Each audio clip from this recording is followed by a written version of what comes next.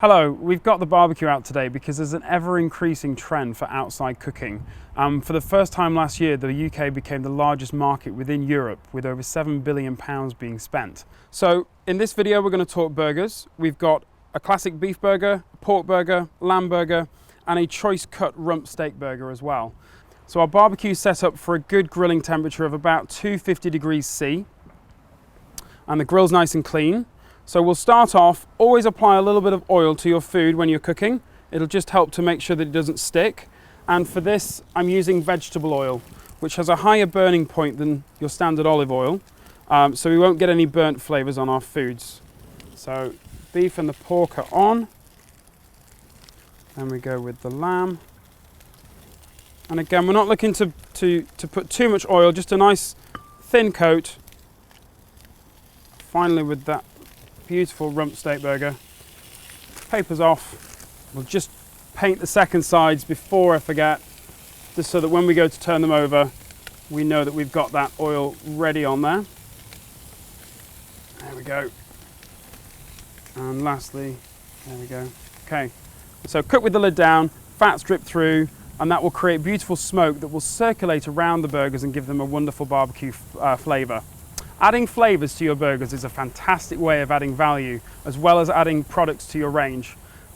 Things like barbecue flavour and chili flavours in your beef burgers, really popular amongst customers. And research also shows that if you name the cut, the primal, such as the rump steak, people are actually willing to pay more for them.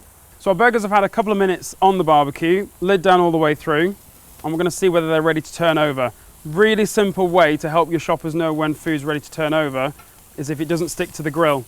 And we can see that that burger's just nice and easily coming away from the grate. We'll try the pork, same again, the lamb, and that rump steak burger, there we go. A really good and simple way to make sure that food's safely cooked is to always use a digital temperature probe. So we'll have a check of our burgers. We'll check the rump steak burger first. And for a good, well-done burger, we're looking at about 73 to 75 degrees. So that's ready, and we'll take that off using a separate spatula for cooked food. So that one can just go onto the board there. So these are ready to come off as well. There is a trend towards more medium burgers, but when you're talking to your shoppers, we'd always recommend that you make sure that they cook them through thoroughly. So I guess now it's time for the moment of truth, and we'll slice into these and just double check that they are as cooked on the inside as they look on the outside.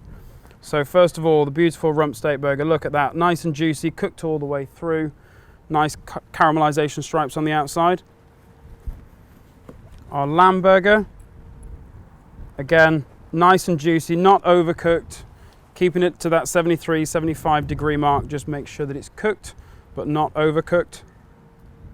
The pork, looking really good. And then finally our beef burger. There we go. Again, all four burgers beautifully cooked, nice and juicy, retaining their moisture, nice and consistent. So nice few little tips from the barbecues to the burgers, a few ways to add value and products to your range. Hopefully these are really simple tips that you can pass on to your shoppers, and they can make sure that they cook beautiful food when they're at home.